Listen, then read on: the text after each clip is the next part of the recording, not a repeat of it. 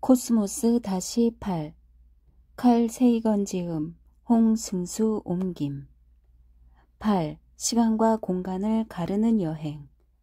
어려서 죽은 아이보다 더 오래 산 자는 없다. 팽조도 젊어서 죽었다. 하늘과 땅이 내 나이와 같고 만물이 결국은 하나다. 장자, 기원전 3세기경. 우리는 별을 무척 사랑한 나머지 이제는 밤을 두려워하지 않게 됐다. 어느 두 아마추어 천문가의 묘비. 별들은 서리빨 같은 전설들을 우리의 눈에 휘갈겨 남겨놓았으며 번쩍이는 장사의 시편들을 정복 불허의 공간에 내다 걸었다. 하트크레인 다리. 해안에서 부서지는 물결의 출렁임도 따지고 보면 태양과 달의 중력작용이 만드는 조석작용의 결과이다. 태양과 달이 지구에서 멀리 떨어져 있음에 틀림이 없지만 그들이 주는 중력의 영향을 우리는 이곳 지구에서 분명하게 느낄 수 있다. 그러므로 중력은 부정할 수 없는 자연의 실체이다. 큼직한 바위 덩이들이 서로 부딪혀 깨지고 그 조각들이 다시 파도에 부대껴 고운 모래가 되기까지 얼마나 긴 세월이 흘러야 했을까. 멀리 있는 달과 태양은 그 긴 세월 동안 한시도 쉬지 않고 밀물과 썰물에 들고 남을 재촉했을 것이다. 기후변화에 따른 풍화작용도 바위를 부숴 모래로 만드는데 한몫했겠지만 세월이라는 인내의 도움 없이는 해변의 모래밭은 탄생하지 않았을 것이다. 그래서 바닷가 모래밭은 우리에게 시간의 흐름을 실감케 하고 세상이 인류보다 훨씬 더 오래됐음을 가르쳐준다. 모래를 한 줌 움켜쥐면 그 속에서 약 1만 개의 모래알들을 헤아릴 수 있다니 맨눈으로 볼 수 있는 별들의 개수보다 더 많은 수의 알갱이들이 내 손에 들어있는 셈이다. 하지만 볼 수 있는 별은 실제 않은 별의 극히 일부에 지나지 않는다. 맑은 날 밤하늘에서 우리 눈에 보이는 별들은 가장 가까운 것들 중에서도 극히 일부에 불과하다. 그렇지만 우주에는 별들이 셀 수 없을 정도로 많고 또 많다. 지구상의 해변이란 해변 모두에 깔려있는 모래알들보다 우주에 있는 별들이 훨씬 더 많다. 고대 천문학자와 점성술사들은 하늘에 보이는 밝은 별들을 이리저리 이어서 여러 가지 모양을 만들어내고자 무척 노력했다. 이렇게 해서 생긴 것이 별자리이다. 그러나 별자리는 실제로는 어둡지만 가까이 있기 때문에 밝게 보이는 별이나 멀리 있지만 원래 밝아서 밝게 보이는 별들을 마음대로 무리를 지어 만든 것에 불과하다. 구소련의 중앙아시아에서 본 밤하늘의 별자리나 미국 중서부에서 본 그것이나 그 모양에 있어서 아무런 차이를 발견할 수 없다. 별들까지의 거리가 워낙 멀기 때문이다. 그러므로 구소련과 미국은 천문학적 관점에서 동일한 지점인 것이다. 우리가 이 지구에 발을 붙이고 사는 한 관측자의 위치를 아무리 옮겨본다 해도 별자리 하나를 이루고 있는 별들의 실제적인 3차원적 분포는 결코 알 길이 없다.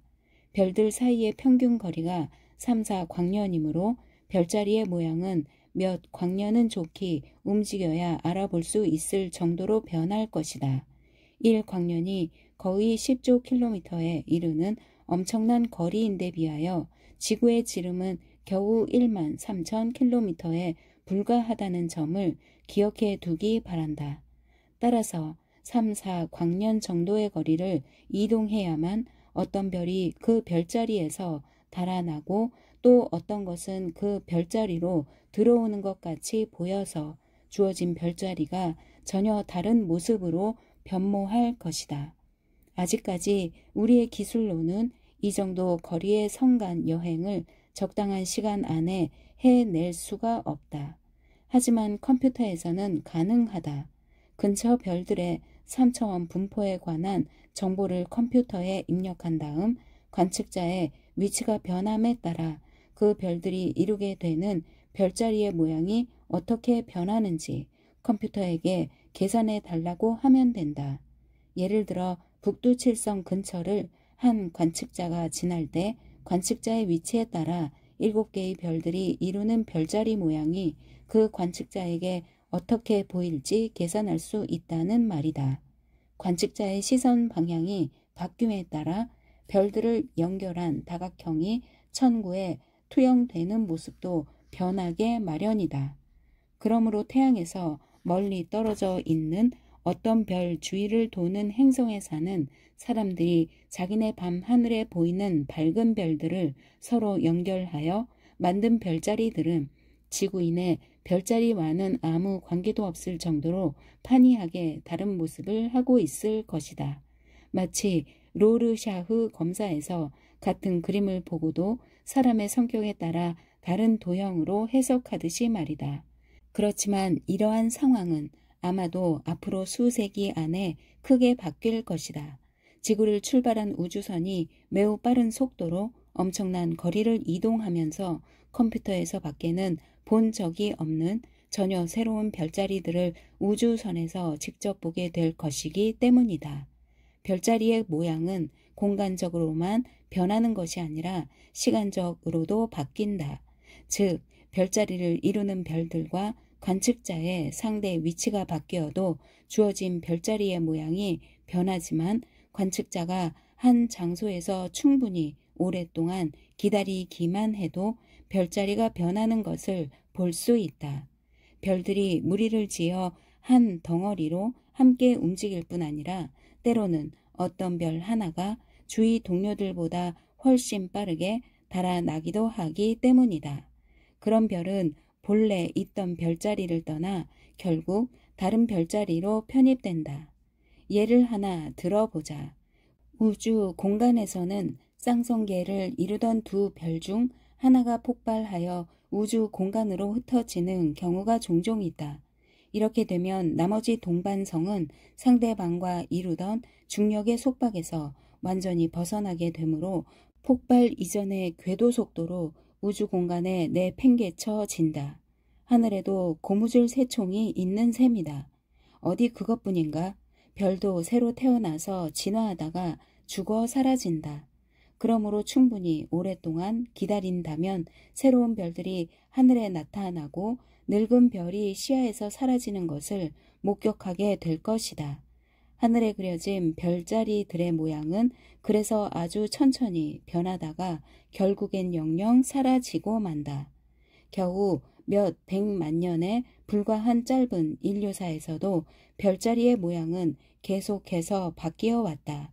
한 가지 예로서 큰 곰 자리에 있는 북두칠성의 모습이 어떻게 변했는지 알아보자. 가상의 공간 이동에서와 마찬가지로 시간이 지남에 따라 북두칠성의 배치가 어떻게 변하는지 계산할 수 있다.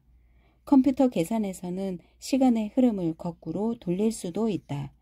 북두칠성은 100만 년 전에는 국자가 아니라 창과 비슷했다. 만일 당신이 타임머신을 타고 먼 과거에 어느 시점에 도착했다면 별들이 어떻게 배치되어 있는지를 보고 그때가 대체로 언제쯤인지 가늠할 수 있을 것이다. 만일 북두칠성이 창과 같은 모습의 배치를 하고 있다면 그때는 분명히 홍적세의 중기였을 것이다. 이번에는 컴퓨터에게 시간의 흐름을 앞으로 빨리 돌리라고 지시하고 사자 자리에 미래 모습을 미리 가서 보도록 하자. 태양의 겉보기 위치는 1년에 한 차례씩 천구상의 원을 그리며 완주한다. 태양의 천구상에서의 이동 경로를 우리는 황도라 하며 황도 근처에 있는 12개의 별자리들이 이루는 띠를 황도대 또는 황도수대라고 부른다. 먼저 조디악이 동물원을 뜻하는 주에서 온 말임을 기억해둘 필요가 있다. 그렇다면 왜 하필 동물원이란 말인가? 그것은 별자리 12개 모두가 사자와 같이 동물의 형상을 본뜬 것이기 때문이다. 하여튼 지금으로부터 약 100만 년이 지나면 사자 자리의 모습이 지금보다 덜 사자같이 보일 것이다. 우리의 먼 후손들은 사자가 아니라 전파 망원경을 연상할지 모르겠다. 지금으로부터 100만 년 후에는 전파 망원경이 오늘날의 돌로 만든 창보다도 더 쓸모없는 존재가 되어 있겠지만 말이다.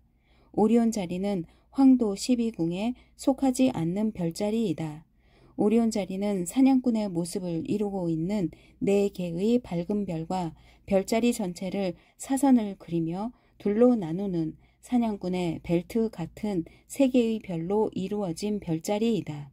허리띠에 매달려 있는 듯한 약간 흐릿한 3개의 별이 실은 천문학적 계통에 따르면 오리온의 칼이다. 하지만 3 별들 중에서 가운데 있는 것은 별이 아니라 오리온 성운이라 불리는 별들이 태어나고 있는 거대한 가스 구름이다.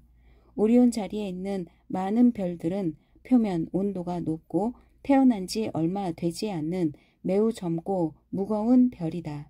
이들은 빠르게 진화하여 초신성이라고 불리는 거대한 폭발 현상을 일으키면서 자신들의 생을 마감할 것이다.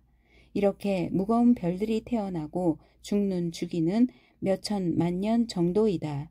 만일 컴퓨터에서 시간의 흐름을 빠르게 진행시킨다면 많은 수의 별들이 태어나고 극적인 죽음을 맞이하는 오리온 자리의 별들이 마치 밤의 반딧불과 같이 반짝이는 것처럼 보일 것이다. 태양에 가장 가까운 이웃은 켄타우루스 자리에 있는 알파 별이다. 그런데 알파 켄타우리, 즉 켄타우루스 자리 알파 별은 사실 삼중 성계로서 3별 중에 2이 서로 마주보고 돌고 나머지 프록시마 켄타우리가 멀리서 이 둘의 주위를 또 공전한다.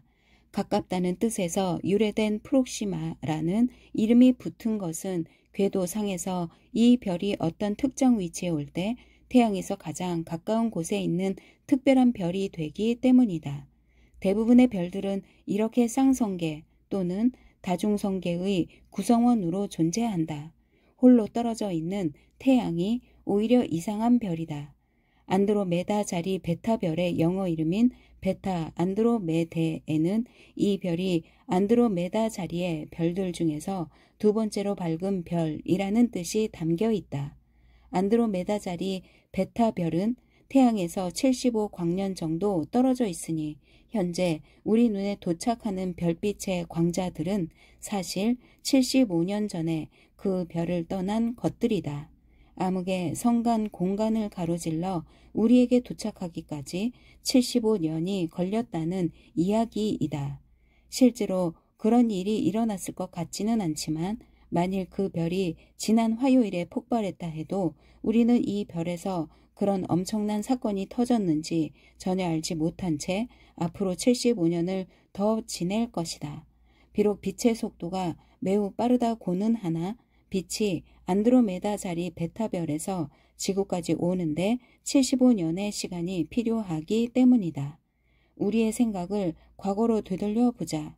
금년이 1980년이고 특수 상대성 이론이 태어난 해가 1905년이니 지금 막 우리에게 도착한 광자가 안드로메다 자리 베타별을 떠났을 때쯤 지구에서는 스위스 특허청에서 공무원으로 일하던 알베르트 아인슈타인이 당시로는 지극히 획기적인 특수 상대성 이론을 발표하고 있었을 것이다.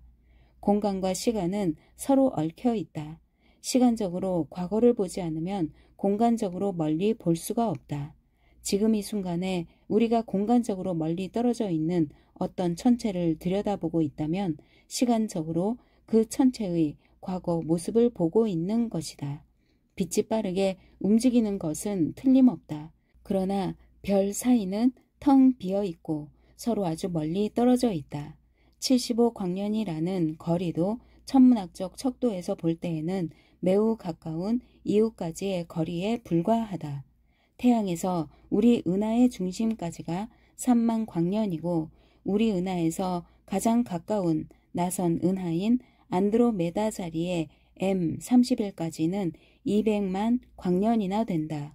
오늘 우리가 M31에서 보는 빛이 지구를 향해 출발했을 당시 지구에는 인간이 단 한 명도 없었다. 우리 조상들이 빠르게 진화하고 있기는 했겠지만 말이다. 지구에서 가장 멀리 떨어진 퀘이사까지의 거리는 80억 내지 100억 광년이다. 오늘날 우리가 보는 그들의 모습은 사실 우주 먼지가 뭉쳐 지구가 되기 전, 심지어 우리 은하가 만들어지기도 전의 상황이다.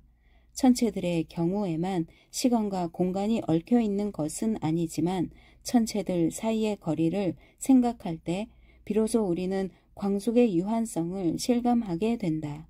같은 방 안에서 나와 3m 정도 떨어진 곳에 앉아있는 친구를 바라본다면 나는 사실 그의 지금 모습이 아니라 1억분의 1초, 즉 100분의 1 마이크로초 전의 과거 모습을 보고 있는 것이다. 빛의 속도가 초속 30만 킬로미터이므로 3m를 움직이는데 걸리는 시간은 3m 나누기 초속 3 곱하기 10의 8승 미터이기 때문에 10의 마이너스 8승 초라는 계산이 나온다. 그렇지만 친구 모습의 지금과 10의 마이너스 8승 초 전의 모습에는 변화가 전혀 없을 것이다. 그러나 준성체 또는 퀘이사와 같이 수십억 광년 떨어진 천체의 경우에는 상황이 크게 달라진다. 예를 들어서 우리가 지금 80억 광년 떨어진 퀘이사를 보고 있다면 그것은 그 퀘이사의 현재 모습이 아니라 80억 년 전의 모습이라는 말이다. 지구에서 여태껏 발사된 물체들 중에서 그래도 가장 빨리 움직이는 것이 두 대의 보이저 우주선이다. 지금은 광속의 약 1만 분의 1의 속도로 움직이고 있다. 그렇다고 하더라도 태양에서 가장 가까운 거리에 있다는 켄타우루스 자리 알파별까지 가는 데에도 4만 년이 걸린다. 그렇다면 적정 기간 이내에 이 별까지 간다는 것이 과연 실현 가능한 일인가? 도대체 무슨 짓을 해야 광속에 버금가는 속도로 움직일 수 있을까? 빛이 그리고 광속이 무엇이기에 우리가 빛보다도 더 빨리 움직일 수 있는 날이 우리에게 오기나 할 것일까? 만일 당신이 1890년대에 토스카나의 시골 벌판을 거닐 수 있다면 고등학교를 중도에 그만두고 머리를 길게 늘어뜨린 채 파비아로 향해 걸어가던 한 10대 소년을 만날 수 있을 것이다. 그는 프러시아에서 선생님들로부터 내가 커서 도대체 뭐가 되겠니? 라든가 내 질문이 수업 분위기를 망친다 라거나 또는 학교를 그만두고 나가는 편이 차라리 나을 것 같다 라는 등의 폭언을 듣고 낙담한 학생이었다. 그는 프러시아의 엄격한 분위기에서 벗어나 자유를 즐기기 위하여 정말로 학교를 그만두고 북부 이탈리아를 방랑하고 있었던 것이다. 규율이 엄격했던 프러시아의 교실에서 배운 것들과는 전혀 다른 문제들을 그는 그곳에서 곰곰이 그리고 주의 깊게 생각할 수 있었다. 그가 바로 알베르트 아인슈타인이라는 이름의 소년이다. 그리고 그가 이 들판에서 즐겼던 생각들이 나중에 세상을 완전히 바꾸어 놓았다. 어린 시절 아인슈타인은 베른슈타인이 쓴 대중을 위한 자연과학이라는 제목의 책에 흠뻑 빠져 있었다. 책의 제목에서 바로 알 수 있듯이 베른슈타인은 이 책에서 자연과학의 대중화를 겨냥했다. 그의 책은 첫 페이지부터 전선을 지나는 전기와 공간을 가로지르는 빛의 놀라운 속도를 설명하고 있었다. 어린 아인슈타인은 이 책을 읽고 만약 빛의 파동을 타고 여행할 수 있다면, 다시 말해 빛의 속도로 이동할 수 있다면 세상이 어떻게 보일 것인지에 대해 깊이 고민하기 시작했다. 빛의 속도로 여행을 한다. 이 얼마나 놀라운 발상인가. 햇볕에 까맣게 그을린 얼굴에 곱슬 머리를 펄럭이며 시골길을 걷는 어린 소년의 머릿속에 이렇게 매혹적이고 신비로운 생각이 오가고 있었다니. 만약 당신이 빛의 속도로 여행하고 있다면 당신은 빛의 파동을 타고 있다고 말할 수 있을 것이다. 만일 파동의 마루에 타고 있다면 당신은 계속 마루에 타고 있을 것이므로 그것이 파동이라고 말할 만한 특징을 통 발견할 수 없을 것이란 말이다. 뭔가 이상한 일이 빛의 속도에서 발생하는 것이다. 그런 문제는 생각하면 할수록 더욱더 이상해진다. 빛의 속도로 움직일 수 있게 되면 이런저런 모순들이 여기저기에서 마구 튀어나오는 것이었다. 우리는 살아가면서 어떤 아이디어가 그것의 진위가 주의 깊게 고찰되지도 않은 채 하나의 확실한 사실로 받아들여지는 경우를 종종 볼 수 있다. 예를 들어 두 사건이 동시에 발생했다 라고 말할 때 동시에 라는 말은 도대체 무슨 뜻일까? 아인슈타인이 던진 이 질문은 이미 수세기 전에 누군가가 마땅히 고민했어야 했던 지극히 근본적인 성격의 문제인 것이다. 내가 자전거를 타고 당신을 향해 가고 있다고 하자. 사거리 근처에서 마차와 거의 부딪힐 뻔한다. 나는 마차에 깔릴 것 같아 방향을 틀고 그 덕분에 간신히 마차와의 충돌을 피한다. 이제 마차와 자전거가 광속에 가까운 속도로 움직인다고 가정하고 같은 사건을 다시 생각해보자. 만일 당신이 길에 서 있다면 마차는 당신의 시선 방향에 대하여 직각으로 움직이고 나는 당신을 향해 당신의 시선 방향으로 움직이게 된다. 그리고 당신은 나한테서 반사된 다음 당신을 향해 움직이는 태양 광선을 통해 나를 알아볼 것이다. 이 경우 빛의 속도에 내가 탄 자전거 속도가 더해진다면 당신은 내 모습을 마차보다 훨씬 먼저 알아볼 수 있게 될 것이다. 만약 그렇다면 당신은 마차가 다가오고 있다는 사실을 알아채기 전에 내가 자전거의 방향을 트는 모습부터 보게 될 것이다. 이 경우 우리는 하나의 심각한 문제에 봉착하게 된다. 나의 관점에서 볼 때 자전거와 마차는 사거리 교차점에 동시에 도착한다. 그런데 당신의 관점에서는 그렇지가 않다. 이 무슨 이상한 상황인가? 당신이 본 상황을 다시 이야기하면 다음과 같다. 당신은 내가 부딪힐 마차가 없는데도 공연히 핸들을 틀었다가 계속해서 빈치 마을을 향해 페달을 밟는 것이라고 생각할 것이다. 그런데 나는 거의 마차에 깔릴 뻔했다. 어떻게 동일한 사건이 나와 당신에게 다르게 인식될 수 있단 말인가? 이 질문은 자연히 우리에게 던진 하나의 도전장임에 틀림이 없다. 아인슈타인 이전에는 아무도 이런 도전을 경험해 본 적이 없었다. 그럴 만한 이유가 있었다. 그것은 그 누구도 빛의 속도로 움직일 생각을 하지 못했기 때문이다. 하지만 이것은 자연세계의 근본을 건드리는 질문이며 매우 심각한 도전이었다. 아인슈타인은 이러한 질문들을 통해서 세계를 그 뿌리에서부터 다시 보기 시작함으로써 자연에 대한 근본적인 이해에 도달할 수 있었다. 물리학의 대혁명이 이탈리아의 한 시골길에서 시작된 것이다. 만일 빠른 속도로 움직일 때 발생하는 이런 논리적 모순을 피해서 세계를 제대로 이해하고자 한다면 반드시 지켜져야 하는 대자연의 규칙 또는 계율 몇 가지를 알아야 한다. 아인슈타인은 이 규칙들을 특수 상대성 이론으로 정리했다. 어떤 물체에서 반사되거나 방출된 빛은 그 물체가 움직이든 움직이지 않든 상관없이 동일한 속도로 진행한다. 그대는 그대의 속도를 빛의 속도에 더하지 말지어다. 가 반드시 준수돼야 하는 규칙인 셈이다. 또한 어떠한 물체도 빛보다 빠르게 움직일 수 없다. 그러므로 또 하나의 규칙은 그대는 빛의 속도로나 빛의 속도보다 빨리 움직여서는 아니 되느니라가 된다. 이론적으로 우리는 빛의 속도에 원하는 만큼 가까이 접근할 수 있다. 예를 들어 빛의 속도의 99.9%로 움직일 수 있다.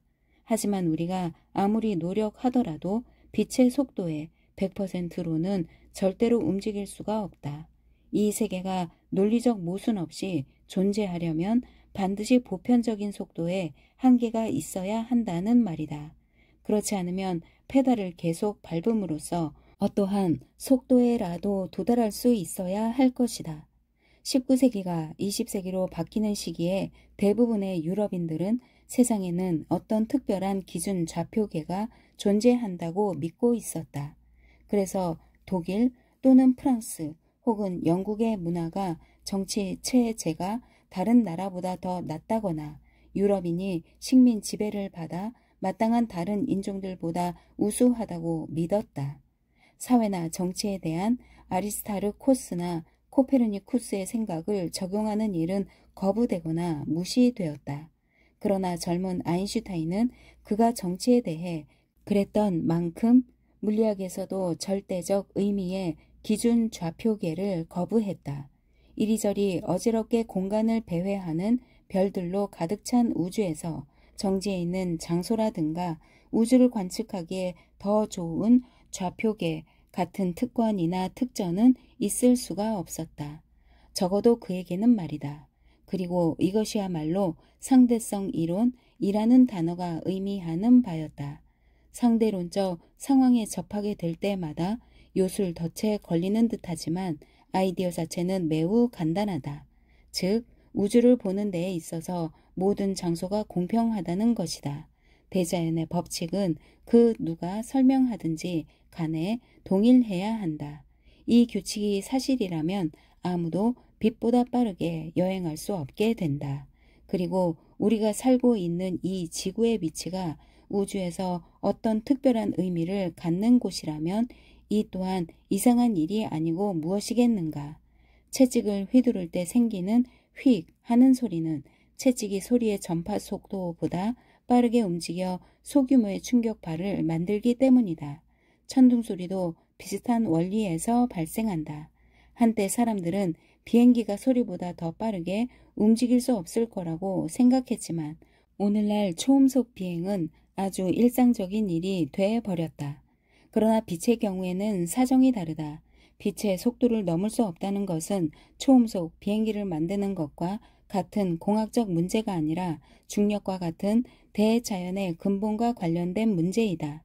그리고 경험상으로도 진공 속에서 빛보다 더 빨리 움직일 가능성을 시사하는 현상을 찾을 수 없었다. 채찍 소리라든지 천둥 소리 같은 현상을 빛에서는 전혀 찾아볼 수 없다는 말이다. 그렇지만 빛의 경우에는 채찍 소리나 천둥 소리는 비교할 수 없는 이상한 현상을 연출한다. 입자 가속기 속의 입자는 속도가 빨라지면 빨라질수록 무거워지고 빛의 속도 가깝게 움직이는 원자시계는 느리게 간다. 우리는 이런 이상한 현상의 효과를 특수 상대성 이론으로 아주 정밀하게 예측하고 측정할 수 있다. 소리는 통상적으로 공기와 같이 형체를 가진 매질을 통하여 전파되기 때문에 소리의 경우에는 빛의 동시성 패러독스 같은 문제가 생기지 않는다. 친구의 이야기를 전달하는 음파는 공기 분자들의 진동 운동에 따른 것이다. 반면 빛은 진공 속을 돌아다닌다. 공기 분자들에게는 만족시켜야 할 일련의 운동 규칙들이 있지만 그 규칙들이 진공에 적용되는 것은 아니다. 태양에서 방출된 빛은 태양과 지구 사이에 빈 공간을 가로질러 우리에게 도달하지만 아무리 귀를 기울여 들어봐도 흑점에 탁탁 거리는 소리나 태양 플레어의 우레소리 따위는 들을 수가 없다. 상대성 이론 이전 시대에는 빛이 공간에 충만한 에테르라고 불리던 특별한 매질을 통하여 전파된다고 믿었다. 하지만 실험을 통하여 에테르가 존재하지 않는다는 사실이 밝혀졌다. 그 실험이 바로 저 유명한 마이컬슨 몰리의 실험이다. 빛보다도 빠르게 움직이는 것이 있다는 주장을 우리는 종종 듣게 된다. 예를 들면 생각의 속도 같은 것인데 이것은 매우 어리석은 주장이다. 왜냐하면 우리 뇌의 신경 전달 신호는 당나귀가 수레를 끄는 것과 같은 느린 속도로 뉴런 사이를 움직이기 때문이다.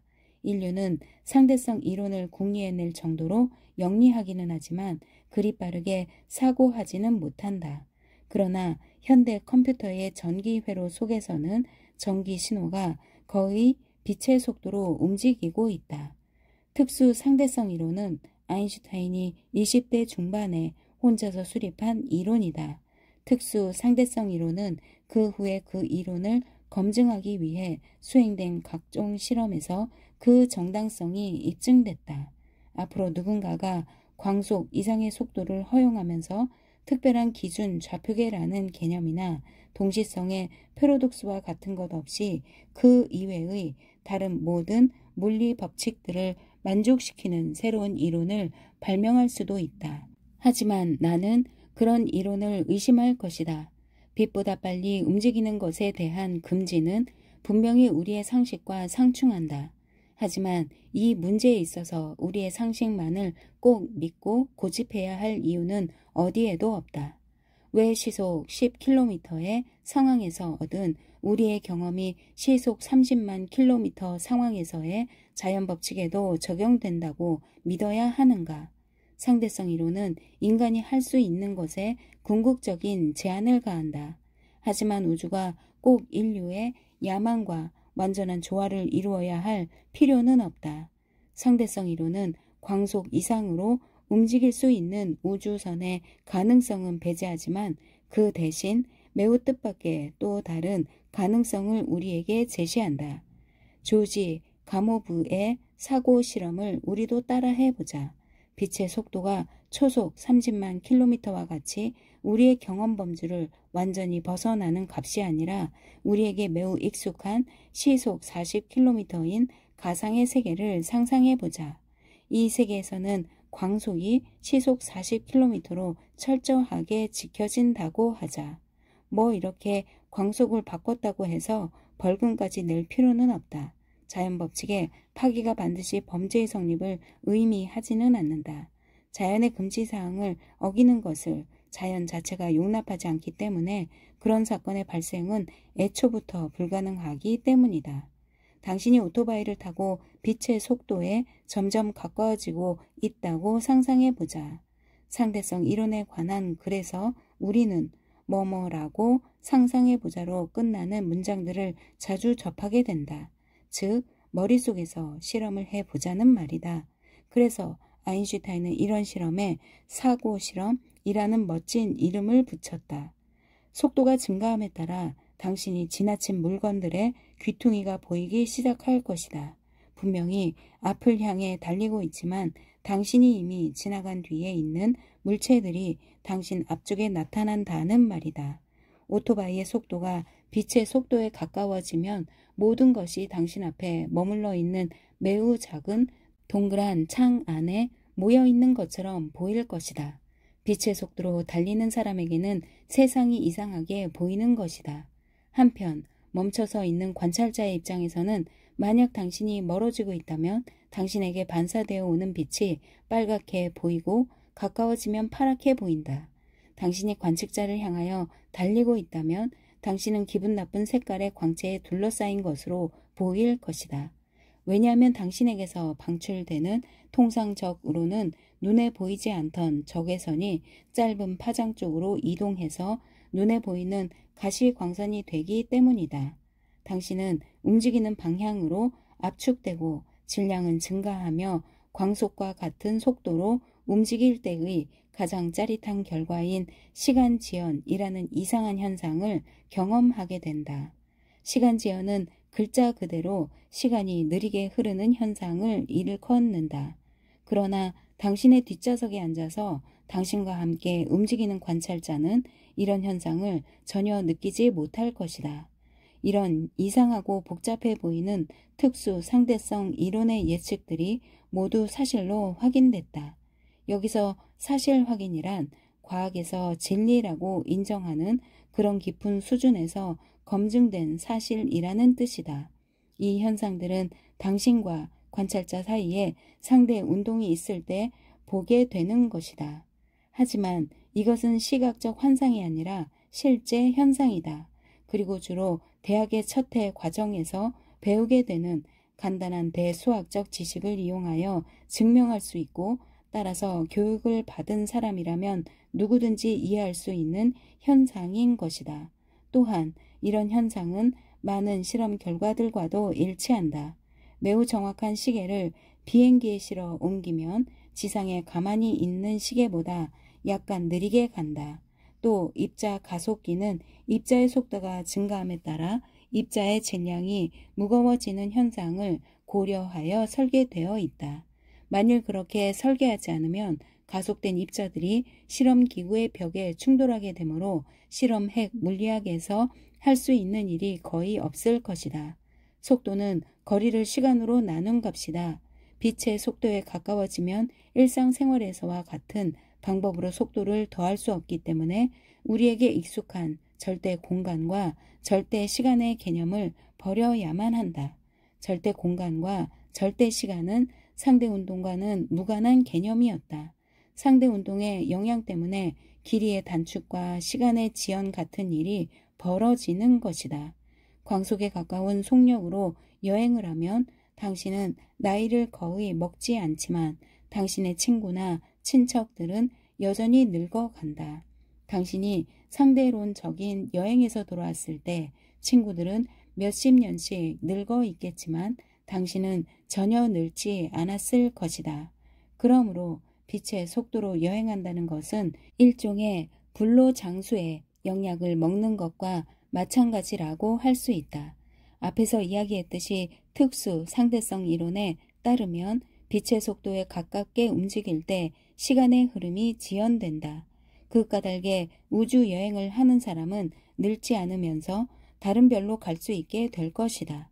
하지만 공학적인 의미에서 빛의 속도에 가깝게 움직인다는 것이 실제로 실현 가능한 일일까?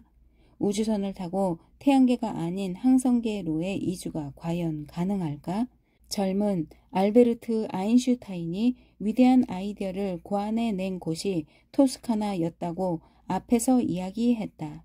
그렇다고 해서 아인슈타인과 관련된 이야기만이 이 도시가 우리에게 남겨준 유산의 전부는 아니다.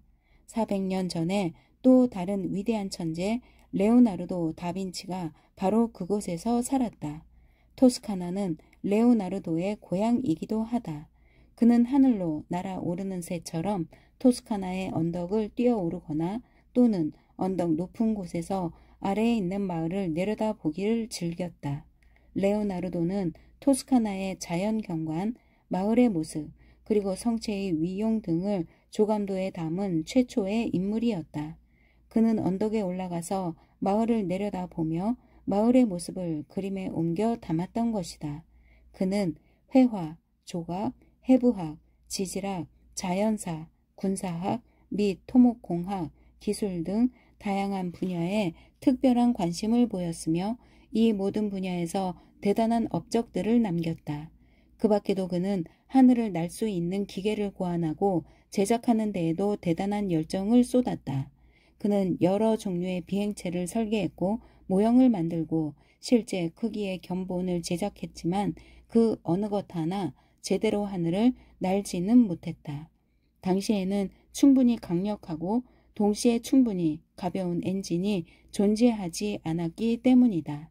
하지만 설계들은 훌륭했고 후대의 기술자들에게 큰 용기를 심어주었다. 레오나르도 다빈치는 자신의 실패에 낙담했지만 실패는 그의 잘못 때문이 아니었다. 그가 경험해야 했던 실패의 아픔은 15세기 인류가 안고 있었던 어쩔 수 없는 한계였던 것이다. 비슷한 일이 1939년에도 있었다. 스스로를 영국 행성 간 학회라고 부르던 일단의 공학자들이 당시의 기술을 이용하여 달로 사람을 보낼 수 있는 우주선을 설계했다. 그들의 설계는 30여 년 후에 만들어진 아폴로 우주선의 설계와는 전혀 달랐다. 수행해야 할 임무는 같았지만 말이다.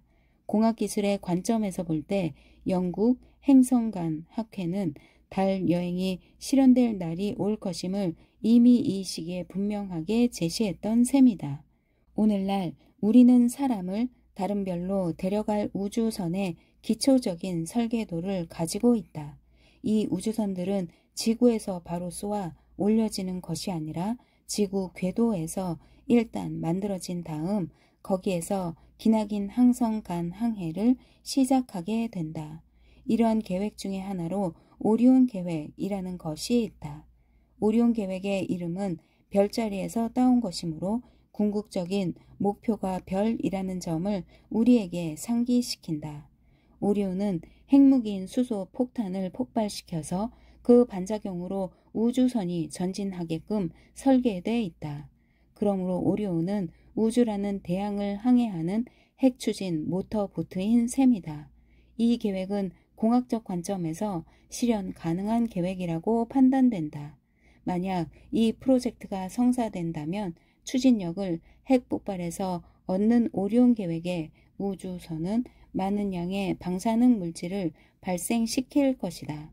그러나 우주선과 우주 비행 계획을 양심적으로 꼼꼼하게 설계하면 방사능, 잔해의 확산을 성간 공간이나 행성 간 공간의 극히 제한된 영역으로만 국한시킬 수 있다. 미국이 적극적으로 추진하던 오리온 계획은 우주 공간에서의 핵폭발 금지 조약이 체결됨에 따라 갑자기 중단되고 말았다. 나는 이것을 매우 애석하게 생각한다. 핵무기를 가장 잘 사용하는 방법이 바로 오리온 계획이라고 믿기 때문이다.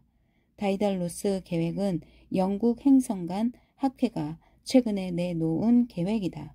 이 프로젝트는 현존하는 원자력 발전소보다 훨씬 안전하면서도 효율적인 핵 융합 반응로의 구현을 전제로 하고 있다. 아직 핵 융합 반응로를 개발하지는 못했지만 앞으로 수십 년 이내에 가능할 것으로 기대된다. 오리온과 다이달로스는 광속의 10분의 1의 속력으로 여행할 수 있도록 설계된 것이다. 그러면 4.3 광년 떨어진 켄타우루스 자리 알파별까지 가는데 인간의 일생보다 짧은 43년이 걸릴 것이다. 이 정도 속도의 우주선으로는 특수 상대성 이론의 시간지연 효과를 크게 기대할 수 없다. 인류의 과학기술이 순조롭게 발달할 것이라고 낙관하더라도 오리온, 다이달로스 또는 이와 비슷한 계획들의 성사는 아마 21세기 중반까지 기다려야 비로소 가능할 것이다. 그렇지만 우리가 정말 원한다면 오리온 계획은 사실 지금이라도 당장 실현할 수 있다. 지구에서 가장 가까운 별들 너머로의 우주 여행을 실현하려면 몇 가지 해결해야 할 과제들이 남아있다. 오리온과 다이달로스는 다세대 우주선으로 쓰이게 될 것이다. 다른 별의 행성에 실제로 도착하게 되는 이 우주선의 주인은 몇 세기 전에 우주 여행을 시작한 사람들의 먼 후손이라는 이야기이다. 그리고 인간이 안전하게 동면할 수 있는 방안이 마련돼야 할 것이다. 우주 여행자들을 얼렸다가 여러 세기가 지난 후에 다시 녹여서 깨울 수 있도록 말이다.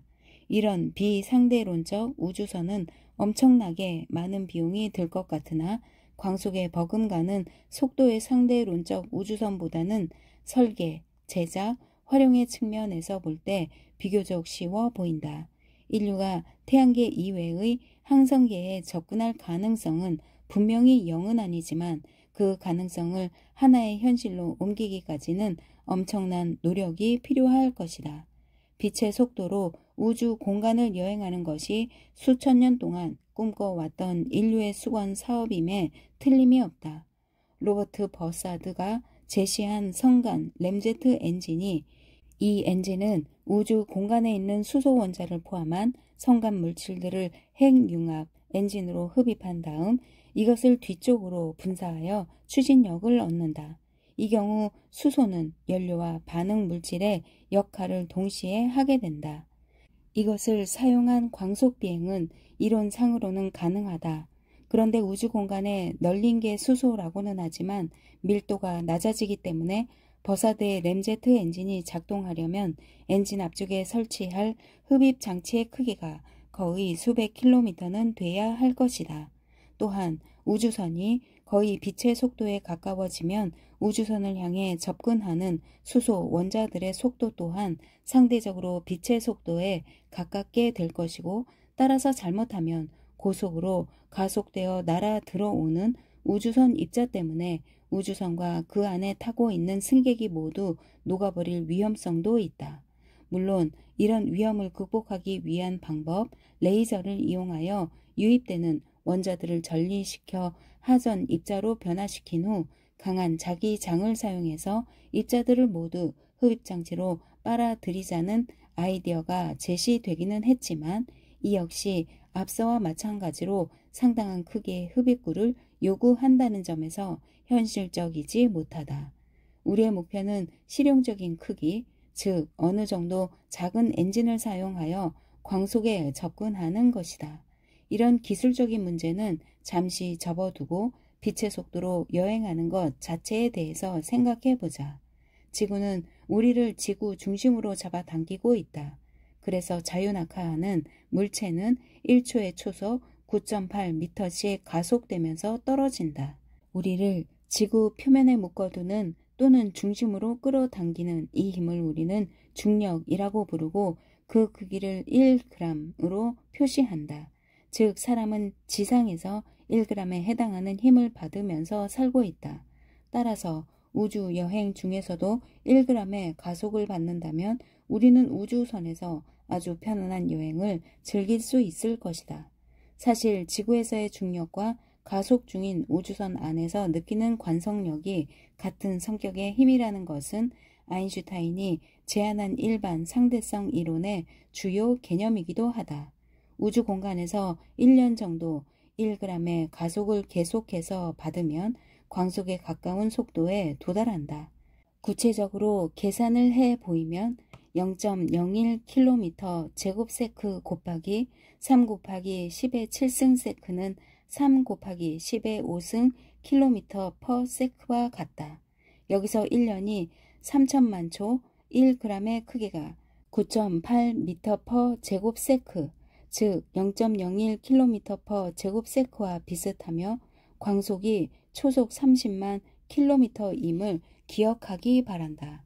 어떤 우주선이 1g의 가속을 받으면서 비행을 적정 시간 동안 계속하여 목표의 중간 지점쯤에 도달했을 때 비행 속도가 거의 광속과 같아졌다고 하자.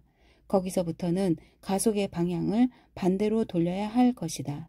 즉 마이너스 1g의 가속도를 받으며 지금까지 오는데 걸린 시간만큼 더 비행하면 목표 전체에 도착하게 될 것이다. 이 우주선은 여정의 상당 부분에서 거의 광속과 비슷한 속도를 유지했으므로 우주선을 타고 움직이는 사람에게는 시간이 매우 느리게 흘렀을 것이다. 행성을 동반하고 있는 것으로 추정되는 바너드의 별은 태양에서 약 6광년 떨어져 있다. 당신이 우주선을 타고 앞에서 이야기한 식으로 이 별을 향해 달린다면 약 8년 후면 이 별에 도착할 수 있다. 여기서 8년은 우주선에서 실린 시계로 잰 당신의 시간이지 우주 여행의 장도에 오르는 당신에게 손을 흔들며 환송했던 사람들의 시간이 아니다. 이와 같은 방식으로 은하수 은하의 중심까지 가는 데에는 21년 걸리고 안드로메다 은하에는 28년이면 도착한다. 그렇지만 지구에 남아있는 사람들에게는 우주 여행객의 21년이 무려 3만 년에 해당하는 장구한 세월이다. 그러므로 당신이 우주 여행을 마치고 돌아왔을 때 당신을 마중 나온 환영 인파 중에서 환성의 손을 흔들었던 사람은 단 한 명도 찾아볼 수 없을 것이다. 소수점 여러 자리까지 광속에 가깝게 접근한다면 이론상으로는 단 56년이면 우주를 한 바퀴 돌게 된다는 계산이 나온다. 다시 말하건대 여기서 56년은 우주선에서의 시간이다. 지구인의 시간으로는 수백억 년에 해당하는 시간이다. 사실 우주 여행에서 돌아올 때쯤이면 지구 자체가 없어졌을 것이다. 지구는 이미 까맣게 타버린 숯덩이로 변해 있을 것이며 태양은 아주 오래전에 빛의 방출을 멈췄을 것이다. 이와 같이 상대론적 우주 여행은 고도로 앞선 문명에게는 우주 전역에 접근할 수 있는 실질적 방안을 마련해 줄 것이다. 그렇지만 어디까지나 우주선을 타고 움직이는 사람들에게만 실현 가능한 방안이다. 우주여행객이 제한된 시간 안에 이렇게 우주의 구석구석을 전부 돌아볼 수 있다 손 치더라도 아직도 문제는 남아있다. 지구에 있는 가족에게 그 어떤 정보도 광속 이상의 속력으로 보낼 수 없다는 문제 말이다. 오리온이나 다이달로스 또는 버사드의 램제트 엔진의 우주선 모형은 레오나르도 다빈치의 비행체 모형이 현대의 초음속 여객기와 다른 것만큼이나 미래의 광속 비행 우주선과 크게 다를 것이다. 하지만 우리 인류가 멸망하지만 않는다면 언젠가는 별을 향해 광속 여행을 할 수 있는 날이 반드시 올 것이다. 태양계 내부의 탐사가 끝나면 다른 외계 행성계에 대한 탐사도 이루어질 것이다. 우주여행은 공간뿐 아니라 시간과도 밀접한 관계를 맺고 있다. 따지고 보면 우주여행은 시간과 공간을 가르는 여행이다. 우리는 미래 속으로 빨리 여행함으로써 공간 속을 빨리 움직여 갈 수 있다. 그렇다면 과거로의 시간 여행은 어떠할까? 과거로 돌아가서 그 과거를 바꿔 놓을 수 있을까? 역사책을 다시 쓰게 만들 수는 있을까? 우리는 이 순간에도 미래를 향한 시간 여행을 하고 있다. 하루에 24시간씩 말이다.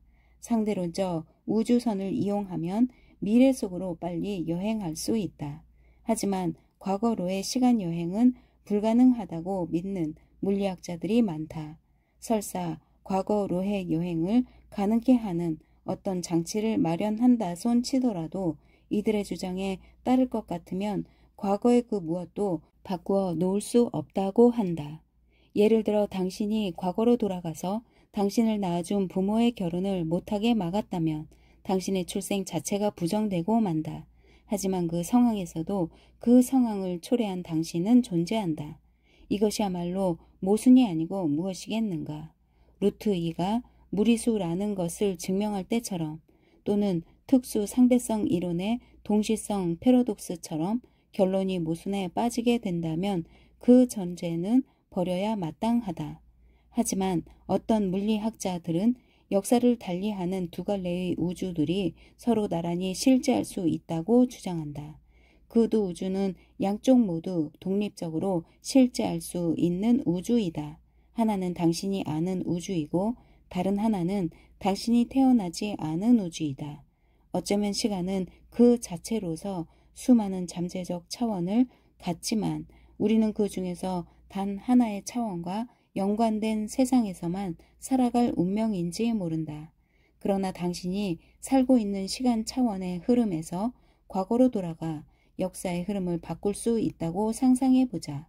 즉 이사벨라 여왕으로 하여금 컬럼버스를 지원하지 못하도록 유도한다면 그 후 시간의 흐름은 또 다른 사건들의 연속으로 이어질 것이다. 물론 그 사건들은 당신이 살고 있던 그러나 버리고 떠난 시간 차원의 세상에서는 전혀 알 길이 없는 일들이다. 그와 같은 성격의 시간 여행이 가능하다면 상상 가능한 또 다른 갈래의 역사가 현실적으로 존재할 수 있을 것이다. 역사는 사회문화 또는 경제 등의 매우 복잡한 동인들이 쉽게 풀리지 않는 실타래 같이 서로 얽히고 설켜 이루는 결과로서 얽혀있는 실타래에서 그 요인들을 하나하나씩 풀어내기란 결코 쉬운 일이 아니다. 늘 일어나는 사소하고 예측이 불가능하고 또한 제멋대로 발생하는 사건들에 따라서 역사의 물결에 큰 변화가 초래되지는 않는다. 그러나 특정 시점이나 분기점에서 일어나는 어떤 사건들은 역사의 물길을 완전히 다른 방향으로 돌려놓아 새로운 패턴의 흐름을 만들어내기도 한다. 아주 사소한 조작이 역사의 큰 물줄기를 바꾸어 놓는 경우도 종종 있다. 먼 과거에 일어난 사건일수록 시간이란 지렛대의 길이가 더 길어지므로 역사에 남기는 영향은 그만큼 더 커지게 마련이다. 소아마비를 일으키는 바이러스는 미생물이다. 우리는 소아마비균을 하루에도 수없이 많이 접촉한다. 하지만 이 세균에 감염되어 소아마비가 발병할 가능성은 매우 낮다. 운이 무척 좋은 바이러스만이 인간을 이 무서운 병에 걸리게 한다. 미국의 32대 대통령이었던 프랭클린 루즈벨트도 소아마비의 희생자였다. 아마 이것이 사람들로 하여금 그에게 커다란 동정심을 갖게 했는지 모른다. 또는 성공을 향한 그의 야망에 열기를 더했는지도 모른다. 루즈벨트가 장애 극복을 통해 보여준 그의 인간성, 야망, 그리고 지지자들의 동정심 등이 함께 작용하지 않았더라면 1930년대 미국의 대공황, 제2차 세계대전, 그리고 핵무기 개발 등으로 점철된 미국의 현대사가 전혀 다른 양상으로 전개됐을지도 모른다.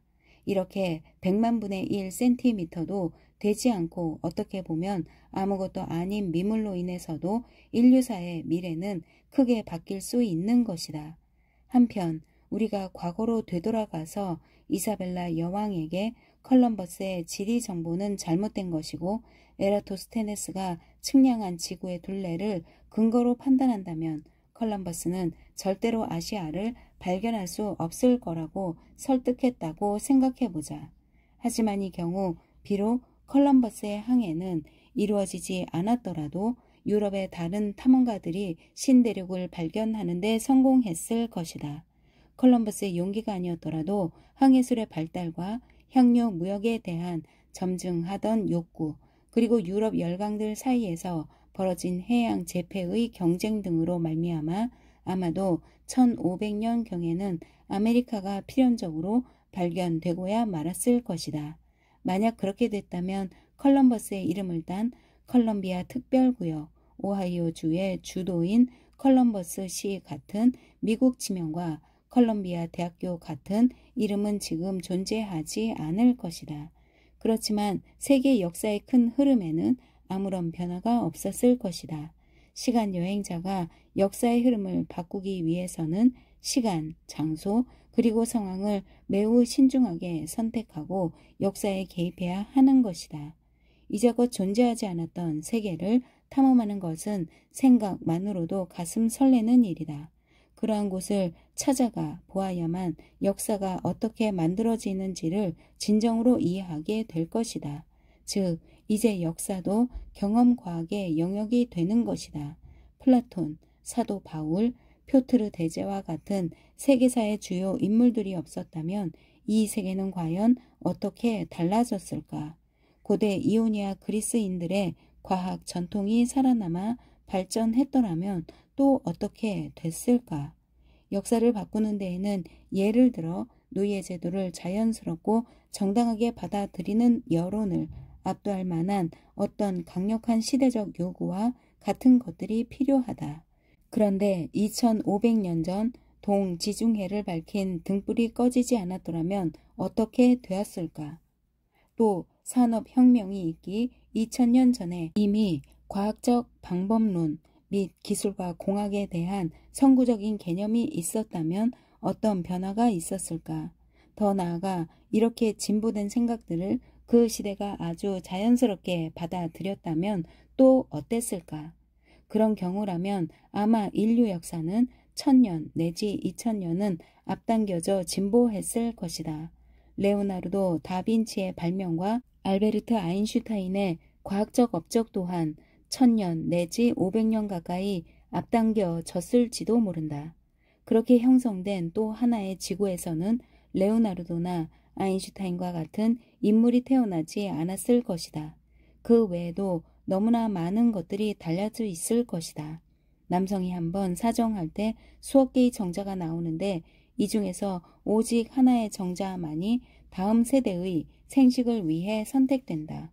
그런데 바로 이 선택을 통해서 그 다음 세대의 육체적, 정신적인 특징들이 결정되는 것이다. 이렇게 볼 때 2500년 전에 아주 사소한 상황들이 조금만 다르게 전개됐더라면 우리는 현재 이 자리에 있지 않을 것이다. 또한 이런 생각에 기초한다면 우리와 동시대를 사는 또 다른 다중세계들이 무수히 존재할 수도 있을 것이라는 결론에 이르게 된다. 이오니아의 과학정신이 그 명맥을 유지할 수 있었더라면 물론 현재의 우리와는 전혀 다른 또 다른 세계의 우리는 지금쯤 이미 성간 여행의 장도에 올라 있을지 모른다. 또한 우리가 켄타우루스 자리 알파별, 바너드의 별, 천랑성, 고래 자리 타우별 등을 향해 쏘아 올렸던 최초의 우주 탐사선들은 이미 오래전에 지구로 귀환했을 것이다. 성간 여행을 위한 거대한 우주 탐험선단, 무인 탐사선, 식민 이주선, 거대한 무역선 등으로 구성된 선단이 지구둘레의 위성 궤도에서 건조되고 있을 테고 그 우주선들 하나하나에 새겨진 상징물들과 글자들은 그리스 문자로 적혀 있을 게다. 혹시 건조된 첫 번째 우주선의 앞부분에는 정 12면체의 상징과 함께 행성 지구에서 온 우주선 테오도로스호라는 문구가 선명하게 보일지도 모르는 일이다. 현재 우리가 살고 있는 세계의 진보는 매우 느린 편이어서 인류는 아직 성간 여행의 첫 발도 내딛지 못하고 있다. 앞으로 100년이나 200년 후에는 태양계 탐사가 어느 정도 마무리될 것이고 또한 그때쯤이면 지구인들도 성간 여행을 시도할 만한 정신적, 물질적, 기술적 여유와 능력을 두루 갖추게 될 것이다. 외계에서 다양한 성격의 행성계들을 발견한 다음 그들을 우리와 비슷한 것과 전혀 다른 것들로 분류함으로써 집중적으로 탐사할 후보 행성계들을 우선 골라 놓을 수 있을 것이다. 드디어 어느 날 우리의 후손들은 우주 탐사선에 올라타고 수억 년 너머의 별과 우주를 향한 대장정을 시작하게 될 것이다. 그들이야말로 탈레스와 아리스타르코스와 레오나르도 다빈치와 알베르트 아인슈타인의 위대한 정신을 이어받은 우리의 자랑스러운 후손들이다. 외계에 얼마나 많은 행성계가 존재하는지 아직 확실치 않다. 하지만 상당히 많을 거라는 추측에는 변함이 없다. 우리 주변에는 태양계뿐이라고 단순하게 생각할 수도 있다. 그러나 조금 다르게 생각해 볼 필요가 있다. 목성, 토성, 천왕성도 그 주위의 위성들을 거느리며 태양계와 비슷한 구조를 하고 있다는 점에 주목한다면 실은 하나가 아니라 4개의 행성계가 우리 주변에 있는 셈이다. 목성형 행성들이 거느린 위성들의 상대적 크기며 그들 사이의 상대 간격을 보면 목성, 토성, 천왕성도 각각 하나의 축소판 태양계를 이룬다고 할 수 있다. 질량이 뚜렷하게 서로 다른 별들로 구성된 쌍성계들의 다양한 자료를 통계적으로 분석해 보면 우리의 태양같이 단독으로 존재하는 별들 주위에서 행성계가 형성될 가능성이 훨씬 높다는 결론에 이르게 된다. 우리가 다른 별 주위에 있는 행성들을 직접 본 적은 없다. 스스로 빛을 내지 못하는 작은 점에 불과한 그러한 행성들은 중심별이 내는 강한 빛의 광채 속에 그대로 파묻혀 버리기 때문이다. 그렇지만 현대 관측 기술은 별빛에 숨어 있는 동반 행성이 그 중심별에 미치는 중력의 영향을 검출할 수 있는 수준에 이르렀다. 고유 운동이 비교적 큰 별이 아주 멀리 떨어져 있는 별들을 배경으로 하여 천구면에서 이동하는 경로를 수십여 년 동안 지속적으로 관측하면 그 별 주위에 행성이 돌고 있는지 판단할 수 있다. 고유 운동이 큰 어떤 별 주위로 목성 정도의 질량을 가진 행성이 우리 시선의 수직한 평면에서 궤도 운동을 한다고 머릿속에 그려보자. 빛을 내지 않는 행성이 관측자의 시각에서 봤을 때 중심별의 오른쪽에 있다면 그 별은 중력의 작용으로 행성 쪽으로 약간 끌리게 될 것이다. 반대로 별의 왼쪽에 있다면 중심별은 마땅히 왼쪽 방향으로 중력을 받는다. 그러므로 그 별이 천구면에 그리는 경로는 직선이 아니라 자신이 거느린 행성으로부터 받는 중력 섭동 때문에 삼각 함수꼴의 구불구불한 곡선을 그리게 된다. 비록 딸려있는 행성이나 동반성을 직접 볼 수 없더라도 어떤 별의 천구상 운동이 이와 같이 주기성에 곡선을 그린다면 우리는 그 별 주위에 보이지는 않지만 어떤 천체가 반드시 존재한다고 추론할 수 있다. 이와 같은 원리를 이용하여 연구할 수 있었던 최초의 별이 바로 바너드의 별이었다. 바너드의 별은 태양에서 가장 가까운 단독성이다. 실제로 삼중성인 켄타우루스 자리 알파별의 경우 그들 사이에 일어나는 중력의 복잡한 상호작용 때문에 그 주위에 상대적으로 작은 질량의 행성들을 찾는 데 적지 않은 어려움이 따르게 마련이었다. 사실 바너드의 별만 하더라도 수십 년에 걸쳐서 수집된 사진 건판에서 현미경으로나 알아볼 수 있을 정도의 아주 미세한 위치, 변화를 측정하여 겨우 발견한 것이었다. 바너드의 별 근처에 있을 행성의 존재를 확인하기 위하여 잘 짜여진 연구가 두 차례에 걸쳐 수행됐으며 어떤 의미에서 둘 다 성공을 거두었다. 케플러의 세 번째 법칙을 이용하면 목성 정도의 질량을 가진 행성이 바너드의 별 주위에 둘 또는 그 이상 돌고 있을 것이라는 잠정적 결론에 도달할 수 있었다. 그들과 중심 별과의 거리는 태양과 목성이나 토성 사이의 거리보다 약간 짧은 것으로 나왔다. 그렇지만 두 차례의 연구에서 얻어낸 결과들이 서로 일치하지 않았다. 상호 모순적이었기 때문에 어느 하나도 받아들일 수가 없었던 것이다. 우리는 이미 바너드의 별 주위에서 행성계를 발견한 것인지도 모른다. 하지만 그 존재를 아직 확신할 수 없는 실정이다. 별 주위에서 행성을 찾아낼 수 있는 방법이 여러 가지 개발되고 있다.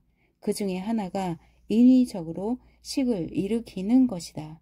우주망원경 앞에 차폐 원반을 설치하여 중심별에서 오는 빛을 살짝 가리면 행성 표면에서 반사된 중심별의 빛을 알아볼 수 있다.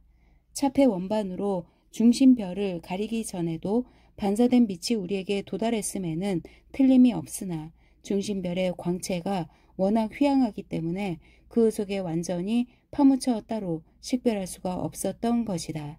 달의 어두운 면의 경계를 이용하면 차폐 원반의 효과를 거둘 수 있다. 우리는 수십 년 이내에 태양 근처에 있는 수백 개의 별들 중에서 과연 어느 별들이 묵직한 행성들을 거느리고 있는지 확인할 수 있을 것이다. 최근에는 적외선 관측을 통하여 가까운 별들 주변에서 원반 모양의 가스와 티끌의 구름을 찾아내기도 했다. 이러한 원반형 구름은 행성이 만들어지기 직전의 상태를 나타내는 것이라고 생각된다. 또 한편 이론적 측면에서 행성계의 형성은 은하수 은하에서 흔히 볼 수 있는 현상이라는 의견이 제기됐다. 컴퓨터를 이용한 일련의 수치 모의 실험에서 우리는 가스와 티끌로 구성된 고밀도의 회전 성간운이 별과 행성으로 진화하는 모습을 엿볼 수 있었다. 거의 9에 가까운 모양으로 시작한 회전 성간운이 회전 원반으로 그 형태가 변해가면서 원반 중앙에 원시 별이 만들어지고 그 주위 원반에서 행성들이 자라가는 모습을 다음과 같은 방식으로 추적해 봤다. 먼저 작은 질량의 물질 덩어리들을 회전 원반에 불규칙하게 집어넣고 그들이 성장해 가는 과정을 자세히 살핀다. 원반에서 만들어진 미행성을 나타내는 이 덩어리들은 회전 원반 안에서 궤도 운동을 하면서 주위에 있던 기체물질과 고체 티끌을 휩쓸어 자신의 크기와 질량을 점점 키워간다. 적정 수준 이상의 질량을 갖게 되면 중력의 작용으로 주위의 기체, 주로 수소 기체를 끌어모음으로써 성장의 속도를 더한다. 그러다가 개중의 어떤 두 덩어리가 서로 충돌하면 컴퓨터로 하여금 그 둘이 한데 뭉치는 것으로 처리하게 한다. 충돌을 통한 원시 행성들의 합병은 원반 내에서 가스와 티끌이 모두 소진될 때까지 지속된다. 최종 결과는 초기 조건에 많이 의존하는 것으로 나타났다. 최종적으로 만들어진 행성들의 특성은 회전 원반에서의 가스와 티끌의 중심거리에 따른 분포의 양상에 특히 민감했다. 하지만 수치 모의 실험의 초기 조건을 잘 정의된 범주의 값으로 잡으면 우리 태양계의 특성과 그럴듯하게 닮은 행성계의 탄생을 볼 수 있었다. 최종적으로 형성된 행성들의 개수가 10개 정도이고 질량이 작은 지구형 행성들이 회전 원반의 안쪽에 목성형 행성들은 바깥쪽에 자리하는 행성계가 만들어졌다. 이것은 우리 태양계의 구조와 잘 일치하는 결과라고 하겠다. 하지만 초기 조건에 따라서 행성은 없고 소행성만 조금 형성되는 경우, 목성형 행성만 형성되는 경우 이런 목성형 행성들이 가스와 티끌 입자들을 응집시켜 별로 진화하여 중심의 별과 이중성의 구조를 형성하는 경우 등 그 결과는 참으로 다양했다.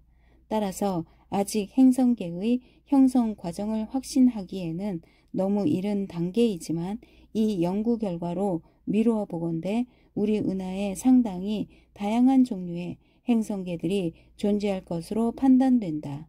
물론 별도 가스와 티끌로 구성된 성간운에서 행성과 함께 만들어지는 것이다. 그러므로 은하수 은하 안에는 1000억 개에 이르는 행성계가 우리의 탐사를 기다리고 있을 것으로 기대된다.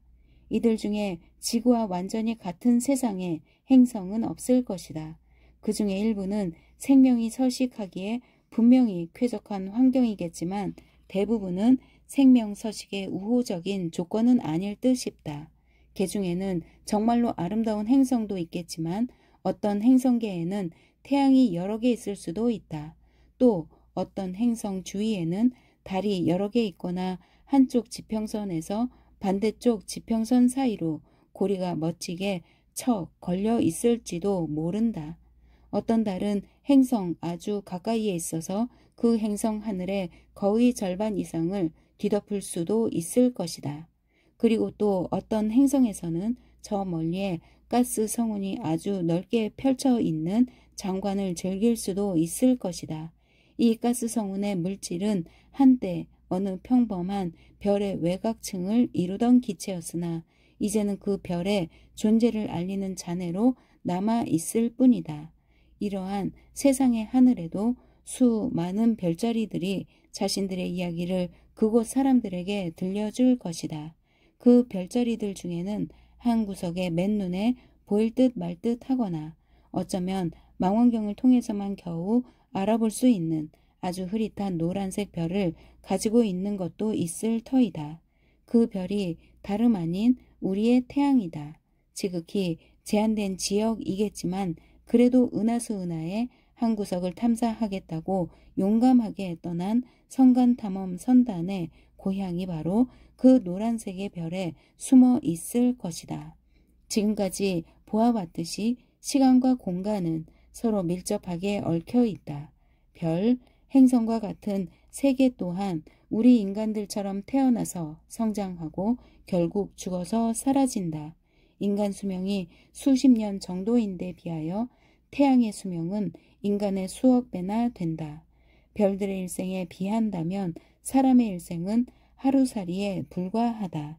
단 하루의 무상한 삶을 영위하는 하루살이들의 눈에는 우리 인간들이 아무것도 하지 않으면서 그저 지겹게 시간이 가기만을 기다리는 한심한 존재로 보일 것이다. 한편 별들의 눈에 비친 인간의 삶은 어떤 것일까? 아주 이상할 정도로 차갑고 지극히 단단한 규산염과 철로 만들어진 작은 공 모양의 땅 덩어리에서 10억 분의 1도 채 안 되는 짧은 시간 동안만 반짝하고 사라지는 매우 하찮은 존재로 여겨질 것이다. 우리와 다른 세계에서도 그들의 미래를 결정할 일들이 계속해서 벌어지고 있을 것이다. 그리고 현대 지구인은 2500년 전 신비주의와 대결해야 했던 이오니아 학자들이 경험한 바와 비슷한 정도로 중요한 역사적 전환점에 서 있다. 우리가 우리의 세상을 지금 어떻게 하느냐가 그 영향이 앞으로 수백 년의 세월에 걸쳐 전파되어 결국 우리 후손들의 운명을 좌우하게 된다. 그때까지 우리 후손들이 저 수많은 별들 어디엔가 살고 있다면 말이다.